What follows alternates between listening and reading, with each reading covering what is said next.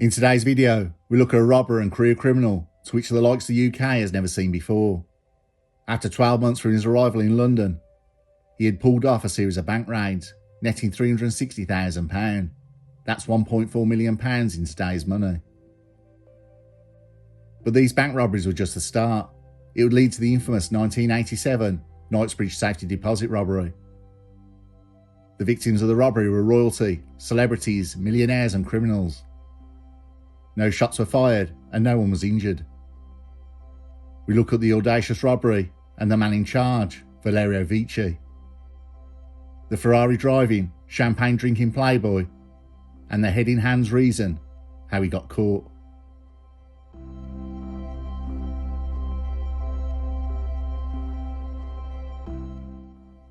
We go back to 1986. Madonna had just released the album True Blue, and in the movie theatres was Top Gun and the haunting film The Mission. In my opinion, Robert De Niro's best film. Valerio Viccei landed in London, currently on the run from Italy, wanted for 57 bank robberies and 9 jewellery store heists. At 31 years old, he had already established criminal contacts across Europe. Valerio had a taste for the high life, known as the gentleman thief and the wolf, but be under no illusion. The Armani suits, high fashion and Ferraris hid underneath a vicious thug. A thief by 16, he went to university in Rome to study philosophy in the 1970s, but fell under the influence of the neo-fascist leader Gianni Nardi. He joined the youth group Frontadella Giventu, where he graduated to bombings. He racked up a number of robberies, but instead of handing the money over to the cause, he would keep it and live the high life, as politics became a distant motive. Viccei wanted to be a star. He modelled himself on Al Pacino's Scarface, which he reputedly watched over 60 times. He had a gold keyring in the shape of a shotgun. The combination number for his £700 Louis Vuitton briefcase was 357, after the 357 Magnum. In his criminal career, Viccei has established very strong criminal contacts. His easygoing nature, cool calm attitude and the money he made opened many doors in European criminal outfits. In Italy by now, police knew who he was, and he was wanted for a large amount of robberies. But also on the hunt for Viccei was the mafia, disrespected by Viccei for hitting banks without their permission and paying no tribute to them. With anyone connected to Viccei getting severely beaten or chucked out of windows, it was now time to leave. Italy had gotten small very fast. Viccei had built up substantial money, but with his high living, flash cars, watches and women, he would blow through it pretty quick. An international friend of Viccei, a major money launderer, middleman and fence, Israel Pincus, was currently in the United Kingdom for business. He had information and a plan, an idea that Viccei would be perfect for. Viccei would have the know and the front to pull it off.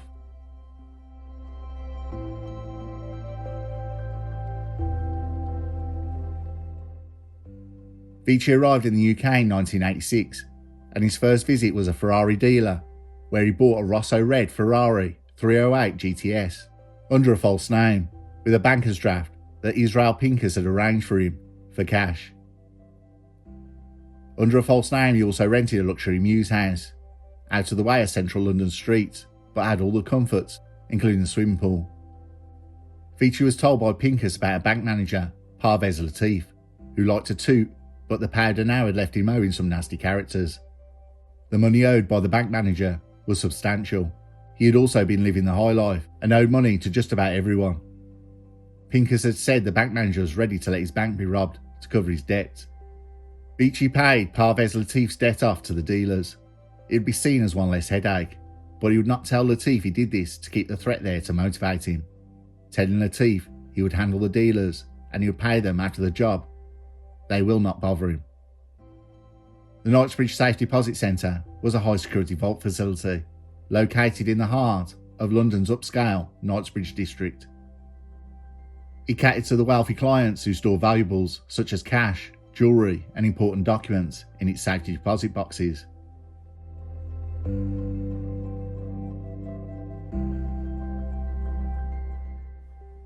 With Viccei running out of money with the London high life and the Knightsbridge job months away in planning, Viccei went on to do what he did best and robbed a series of banks just outside London. Riding pillion on a motorbike, the rider would wait outside as Viccei would run in, armed, and rob the tellers. In 1 year, Viccei had robbed £380,000 from bank raids and cash in transit raids, the equivalent of just under £1.4 million. He got a kick from it and enjoyed the rush. In 1987, the plans for the robbery of Knightsbridge Bank was well underway. The bank manager Latif was told to tone down his spending and get clean. Viccei said he would hold off and keep the dealers away from hurting him. Anything Latif needed, he was going to Viccei for. And after the job, they'd all be rich. Israel Pincus was a fence. He would get the jewellery and anything of value that was not cash sold to his contacts. Israel Pincus had sorted out the muscle for the job, 3 men with no ties who would vanish and lie low after the job. Things would take a dramatic turn and halt the robbery for several months. Viccei was pulled over in his Ferrari 308 GTS that he bought under a false name. He'd been driving at reported speeds of 70 miles per hour in a 30 zone. Police questioned Viccei and he got out the Ferrari. He told police in broken English that the car phone would drain the battery if he didn't remove the key. He leaned through the window as police were checking the details of the car. Viccei then ran off. Police gave chase on foot, but Viccei lost them after having a good head start. Viccei was upset about losing his Ferrari, but had gotten over it pretty quick after eyeing up a black Ferrari Testarossa. Viccei's girlfriend was always around his muse house. Israel Pincus was getting upset and said seeing her could jeopardise everything. Viccei's girlfriend was in fact bank manager Latif's girlfriend. Viccei had started the affair the night after they met. Viccei told Pincus she's okay and no one knows.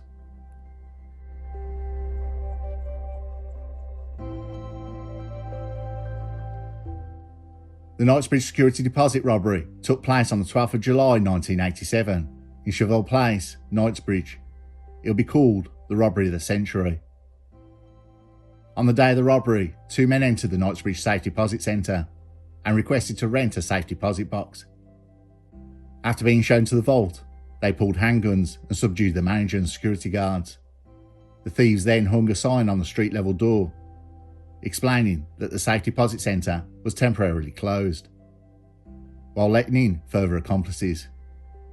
These other men would be dressed in security bank uniforms.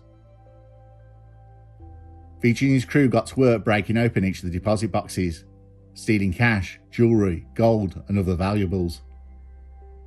Viccei had trouble working with gloves, so took his off. Not only would he leave fingerprints, he would also leave blood after cutting his hand on a jagged piece of metal on a box. The contents of the boxes were put into black bin liners and taken to a van. The robbers spent several hours inside the vault, systematically breaking open safety deposit boxes and emptying their entire contents. The haul from the robbery was staggering, with estimates ranging from 60 million to 100 million in cash, jewellery and other valuables. The haul was so vast that Viccei filled his bath with banknotes, and glittering jewels covered the floor of his muse house in London. One diamond alone was worth over £4 million. But the true value of the haul was never known, as more than 30 key holders failed to come forward. It was described by press as the biggest robbery in UK history.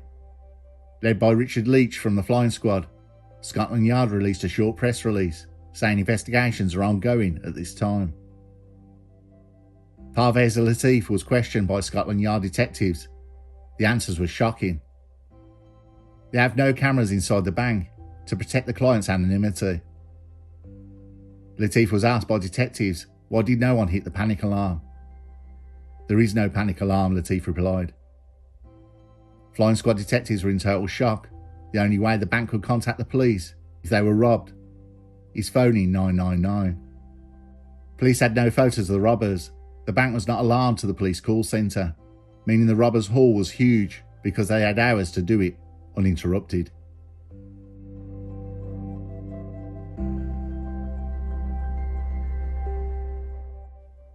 The investigation into the Knightsbridge robbery was one of the most extensive in British history.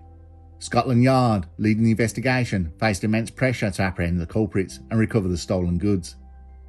The flying squad started visiting faces who would be up for that kind of graft, but no one knew anything. Police forensics had recovered blood and fingerprints from the vault, but it would take over a week with no match. The prints belonged to no one the police had arrested previously. Interpol records would be searched, and after another week, they had a name, Valerio Viccei, from Italian arrest records. Italian police gave the names of associates connected to Viccei. Israel Pinker's name was one of them. Viccei and Pinkers had gone to Tel Aviv to sell some of the jewellery. Viccei was planning his escape to South America. Pinkers had flown back to the United Kingdom. There, flying squad officers followed his every move, and at one point, Pinkers slowed down and seemed to look over at a hotel car park. Police looked and seen a black Ferrari Testarossa. They thought it could be Viccei's. But after a check, it was registered to a Mr. Brian Clark from Surrey. With Pinkers not stopping, police disregarded it. Pinkers was the only lead for the flying squad, with no sign of Viccei. All manpower would be directed at everything Pinkers does. Pinkers had got a ticket on Bayswater Road, the exact area where the black Ferrari was spotted at White's Hotel. Richard Leach wanted a squad at the hotel. Viccei had got to be there. A photo was shown to the receptionist of Viccei. He was staying at the hotel, but had checked out earlier in the day. Leach said to the receptionist, "If Viccei comes back, call him." Viccei was indeed back in London with his new Ferrari Testarossa and to see Latif's girlfriend. When police checked up who the Ferrari was registered to, it came up as Mr. Clark, the previous owner of the car. The records at the DVLA had not been updated. An incredible bit of luck for Viccei. Viccei was in London, overseeing with Pinkers the last stages of the laundering. Pinkers was still being watched by the flying squad. Several days later, he went to White's Hotel, but left an hour later. Viccei was late and had missed his mate Pinkers. Viccei checked into the hotel with a false name he had always used. The hotel receptionist contacted flying squad's Richard Leach to tell him Viccei is now at the hotel. As flying squad officers pulled up to Viccei, he had just driven off to meet Pinkers. Officers made a blocking move to stop the Ferrari. The officers then got out running after the Ferrari Testarossa, driving backwards at high speed. One officer had smashed the windscreen with his truncheon. Another officer was hanging out the driver's door, and just as he was about to be thrown, grabbed the key and stopped the Ferrari. Valerio Viccei surrendered to police, saying it's okay, it's only a game, and you have won. In Viccei's Louis Vuitton briefcase and holdall was Class A product from the robbery, including jewellery and gold. The contents of the briefcase and holdall was valued alone at over £1 million.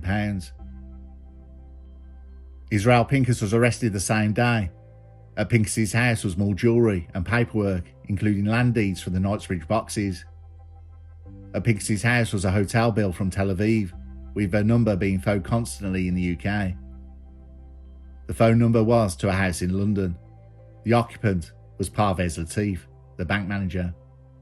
Flying Squad's Richard Leach thought there may have been an insider. Parvez Latif played the victim too well, crossed him off the list.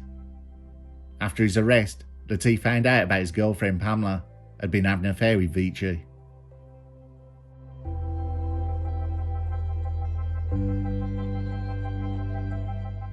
But why had Viccei come back to London? Did he not trust Pinkers with the laundering? No, it was completely the opposite. He trusted Pinkers. In fact, Pinkers had taken over the laundering completely. Viccei's mind was elsewhere. His black Ferrari Testarossa, the paperwork and import licence, had had problems, which delayed the car being shipped to South America. Viccei, instead of abandoning the car, flew back to make sure the paperwork was finalised, leading to Viccei's capture. He loved that black Ferrari Testarossa that much. A stupid mistake, his love for that Ferrari got him caught.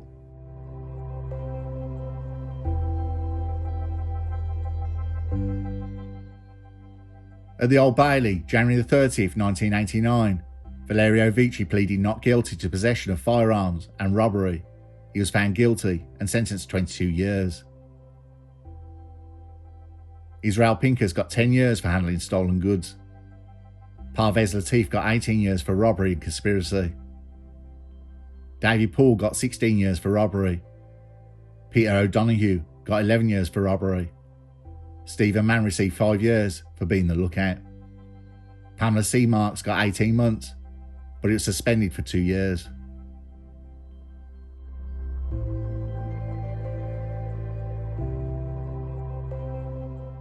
A few years later in Parkhurst Prison on the Isle of Wight, while serving his sentence there, he forged a friendship with Richard Leach, the flying squad officer who led his arrest. They regularly wrote letters to each other, referring to themselves, Leach as Fred and Viccei as Garfield. Then, in November 1992, Valerio Viccei was extradited. He was transferred to a jail in Pescara on the Adriatic coast to finish his sentence. Declaring himself a reformed character, he tried to buy freedom by claiming he knew the truth about Robert Calvi, God's banker, who was found hanging under Blackfriars Bridge in London in 1982. It was a bluff, but it did not matter. Within 3 years he was strolling the beachside cafes, on his way to work at a publisher's office, visiting his flat and returning to jail at 10:30 every night. Viccei commented to the UK press that the legal system in Italy may look softer than yours, but it is not. The only difference is that the rehabilitation programme does not discriminate like in your country. An autobiography was released to complete the rehabilitation, and Viccei slid into obscurity, effectively free until his parole, dated for 2003. But in prison, he had befriended Antonio Malatesta, a member of the mafia known as the Sacred United Heart, which specialises in kidnappings, armed hold-ups and smuggling. Malatesta was also free to roam while serving his time because he had become a supergrass, which is a fast track to reduce sentences and privileges. Since the first mafioso broke the code in the 1980s and started talking, thousands have followed. Dozens of prisoners enjoying a semi-liberty have been caught murdering and robbing, to the horror of Italy's politicians, who called it an outrage.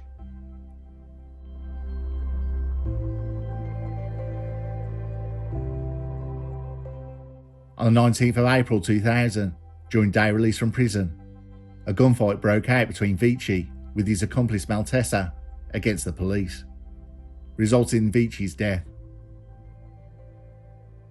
Police said the pair were planning to either rob a bank, a security van, or kidnap someone from one of the area's 3 industrialist families.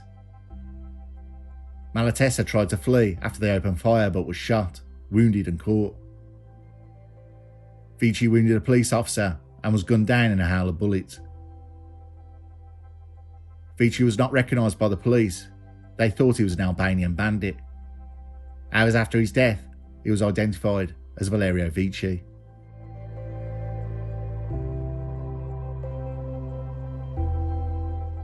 The capture of Viccei coming back to London for his beloved black Ferrari Testarossa seemed insane, though I myself think it's the best colour for that car.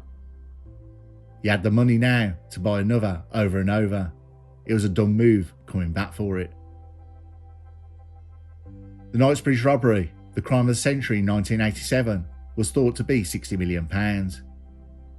In today's money, it calculates at £228 million. The figure we will never know, and Viccei said he would never tell. The money and all the jewellery was never recovered, just the amount that Viccei had and Pinkas had when they were arrested, which was small considering. Viccei's death is still shrouded in mystery. He had 3 years to go before his parole. If it was scores looking to be settled, or Viccei himself a robber who does it for kicks wanted back in the game, is also something that will never be known. The rule of this game is, if they don't catch you, you're a genius, but if they do, you're a nobody. Viccei died in a hail of bullets, and considering how hard it's been to find this information, going through press archives, and not just the UK, but of Italian press also, it seems that Viccei now is all but forgotten.